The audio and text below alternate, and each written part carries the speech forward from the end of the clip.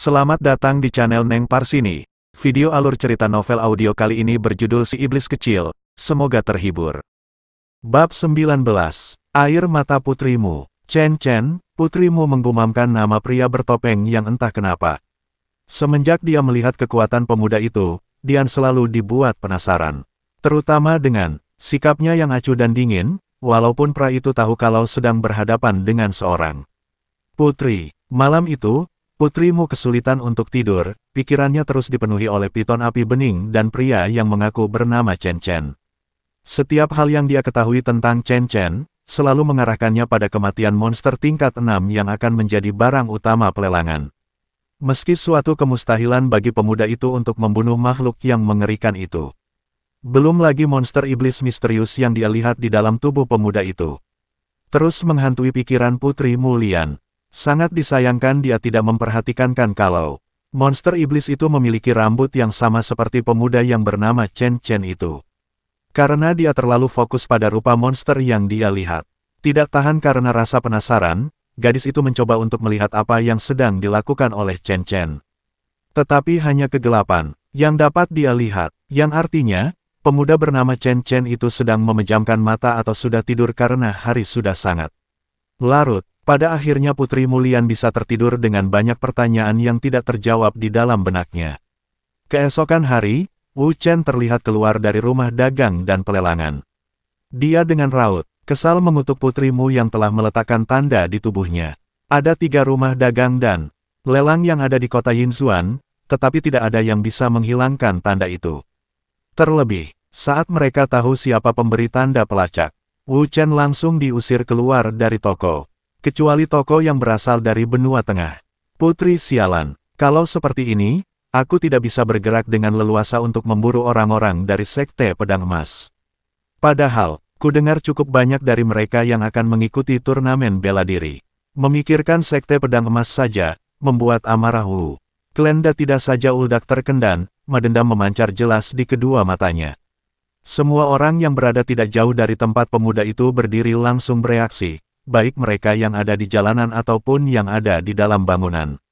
Tidak terkecuali 2 wanita muda dari Sekte Camar Sakti. Apa kau merasakannya saudari Xie? Aura membunuh yang sangat pekat. Xie Lian mengangguk pada rekan sesama murid Sekte, mereka langsung mengeluarkan senjata dan bersiaga. Begitu juga dengan orang-orang yang merasakan niat membunuh Wu Chen, mereka saling tatap dan curiga satu sama lain, waspada jika datang serangan dadakan. Wu Chen ternyata melihat keberadaan Xie Lian. Dia segera menarik niat membunuhnya dan menenangkan diri. Siapa gadis-gadis yang iblis Chen ini perhatikan? Putrimu ternyata juga sedang melihat siapa yang sedang dipandangi oleh pria bernama Chen Chen. Dasar pria mesum, aku tidak menyangka, jika kau suka mengintip gadis-gadis cantik. Putrimu tanpa sadar tenggelam dalam lautan kecemburuan yang tidak bisa dia pahami. Tangan gadis itu meremas gaun bawahnya dengan wajah memerah terbakar cemburu. Raut wajah putrimu tampak sangat membenci gadis yang mengenakan gaun hijau dan rambut yang disanggul rapi. Karena gadis itu, yang terus-terusan ditatap oleh Wu Chen, tentu saja wanita itu adalah Xie Lian. Salah satu sahabat dan orang yang bersedia berteman dengannya pertama kali. Kenapa Chung Li tidak bersamanya? Apa mungkin dia kembali ke Sekte Cakar Naga? Sepertinya aku beruntung tidak bertemu dengannya di dalam sekte kemarin. Wu Chen menghirup dan menghembuskan napas lega. Karena tidak bertemu dengan Chung Li, dia tidak tahu harus mengatakan apa pada 2 sahabatnya. Jika mereka bertemu nanti, Wu Chen sudah memutuskan untuk tidak akan menemui mereka berdua hingga berhasil membalaskan dendam pada Sekte Pedang Emas. Di tempat lain, putrimu mulai menenangkan diri saat melihat Wu Chen pergi menjauh dari 2 gadis Sekte Camar Sakti. Tidak hanya itu, pemuda itu juga mengambil kudanya dari penginapan dan pergi keluar dari benteng kota. Kuda yang ditunggangi Wu Chen melaju dengan sangat kencang. Kain hitam yang melilit leher pemuda itu sampai melambai-lambai tertiup angin. Dia terlihat mengarah ke lembah batu yang terletak cukup jauh dari kota. Tidak ada apapun di tempat itu kecuali bukit-bukit batu dan juga tebing-tebing curam. Dari kejauhan, Wu Chen melihat sekelompok orang sedang memacu kuda ke arah kota Yinzuan. Ternyata turnamen kali ini sangat ramai. Pantas saja waktu pelaksanaannya sampai 1 bulan. Wu Chen terlihat tidak terlalu peduli. Awalnya dia mengira mereka merupakan murid. Sekte Pedang Emas. Karena pakaian yang mereka kenakan terlihat mirip dengan yang biasa dikenakan oleh murid sekte yang sangat dia benci. Setelah masuk ke tempat terdalam dari lembah yang dipenuhi oleh bebatuan, Wu Chen menemukan aliran air yang cukup dalam. Di sekitar tempat itu terdapat dataran yang tidak terlalu luas. Setelah memberi makan dan minum kudanya, dia duduk di atas bongkahan batu di pinggir sungai. Wu Chen mengeluarkan 2 pil dari artefak penyimpanan. Kedua pil itu tampak dikelilingi oleh kristal es serta mengeluarkan asap dingin. Pil itu disebut pil musim dingin, pil tingkat 4. Yang biasa digunakan oleh seorang calon alkemis untuk menahan panas yang berasal dari inti api. Saat menyentuh 2 pil itu, anehnya tangan Wu Chen tidak merasa dingin sedikitpun. Sama seperti saat musim dingin, aku bahkan tidak merasa dingin saat menyentuh kedua pil ini, batin pemuda itu sembari memperhatikan kedua pil di depan wajahnya. Putrimu yang melihat pil dari sudut pandang Chen Chen menatap dengan mata terbelalak. Oh dewa, jangan katakan kalau dia benar-benar akan menyerap inti api bening. Gadis itu langsung berdiri dari duduknya, berbicara sendiri dengan harapan kalau pemikirannya salah besar, tetapi yang dia saksikan justru bertolak belakang dengan asa yang tak diinginkan. Di hadapan Wu Chen kini sudah ada inti api yang berukuran sedikit lebih kecil dari kristal roh. Bening seperti gelas kaca, dan terlihat bayangan air fatamorgana di dalamnya. Nenek, doakan cucumu berhasil dalam perjudian kali ini. Dengan menarik napas panjang, pemuda itu langsung menelan 2 pil tingkat 4. Saat menyerap kedua pil musim dingin, tubuh Wu Chen mulai diselimuti oleh kristal es. Tidak menunggu lama, pemuda itu langsung meletakkan inti api di telapak tangan di dekat pusar. Dia langsung memulai penyerapan inti kristal. Hawa panas terbakar langsung dirasakan oleh pemuda itu saat inti api masuk ke dalam tubuhnya. Sama seperti pil budidaya, sekali dimulai penyerapan, tidak bisa dihentikan lagi, seperti itu juga dengan inti api ini. Tubuh putrimu membeku, napas gadis itu serasa terhenti saat melihat tindakan pemuda yang nekat melakukan penyerapan inti api sendirian. Seharusnya ia didampingi oleh orang yang sudah lihai dalam mengendalikan api. Bodoh, dasar pria gila. Gadis itu berteriak di dalam kamar dan mengutuk kenekatan Chen. Chen, 2 pengawal yang berjaga di dekat kamar saling tatap kebingungan, karena di dalam kamar hanya ada putrimu seorang. 2 pengawal itu bergegas untuk mengetuk pintu. Namun putrimu sudah membuka pintu dengan cepat dan berlari ke arah istal untuk mengambil kuda. Putri, kedua pengawal itu berteriak, namun gadis itu tidak memperdulikan mereka sedikitpun. Celaka!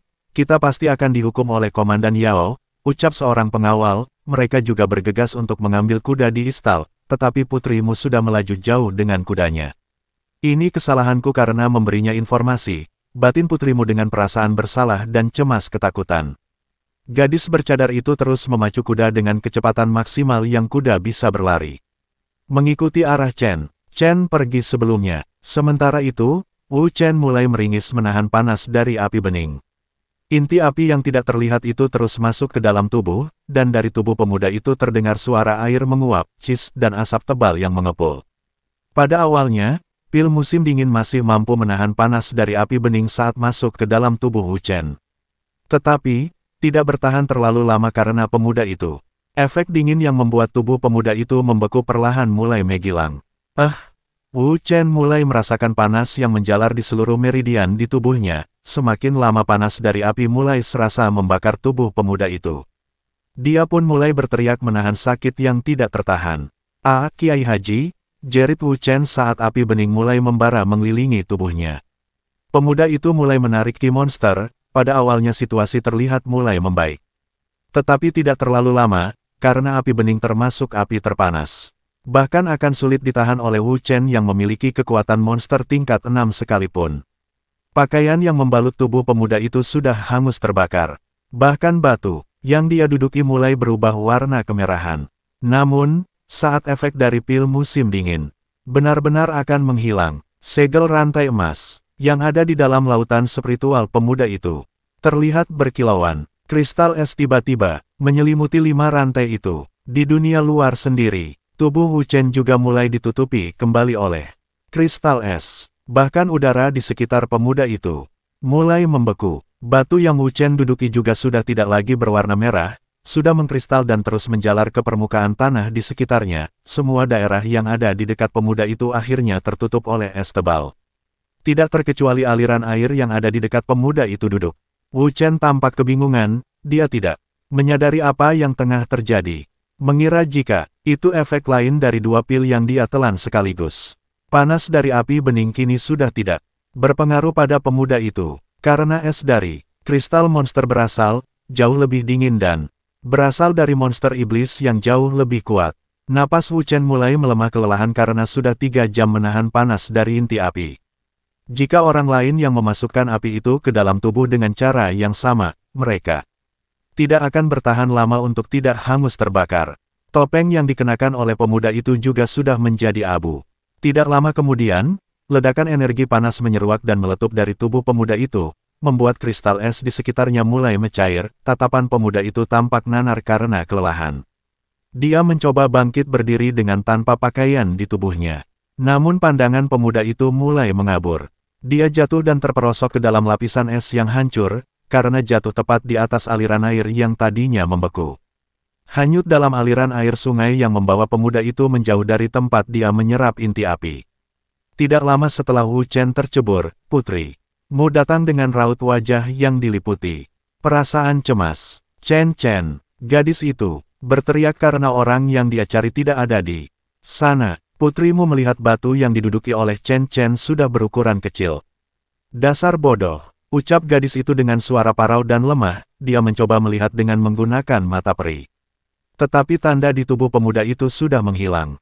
Mungkin karena energi yang ditinggalkan oleh putrimu, sudah habis terbakar oleh api. Bening, gadis itu mencengkram dadanya yang terasa sakit. Bulir-bulir air mata tanpa dia sadari menetes di kelopak matanya. Saat itulah dia menyadari telah jatuh hati pada pemuda bertopeng yang mengaku bernama Chen Chen. Tetapi sayangnya gadis itu mengira jika Chen Chen sudah hangus terbakar tanpa tersisa sedikit pun. Cinta pertama putri kekaisaran itu terasa menyakitkan. Padahal dia juga belum pernah melihat rupa pemuda yang dia sukai. Hanya perasaan yang tumbuh karena karakter dan sikap Chen Chen padanya. Terima kasih, dan nantikan bab berikutnya esok hari. Salam bahagia dan selamat beraktivitas.